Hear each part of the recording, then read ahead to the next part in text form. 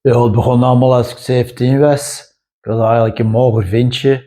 En ik ben dan beginnen trainen en ja, kan ik dan wel bij. Maar ja, de laatste 10 jaar, dan train ik terug echt veel en ik heb dat nodig. Hè. Ik heb dat nodig, ja, 3 keer per week, 2, 3 keer. Als ik dat niet heb, dan word ik zat en dan ben ik op straat. Ik begin ik vuilbakken te pakken en die boven mijn kop te steken. Ik heb dat nodig, ik weet het, ik ben verslaafd, maar het heeft zoveel voordelen. Hè.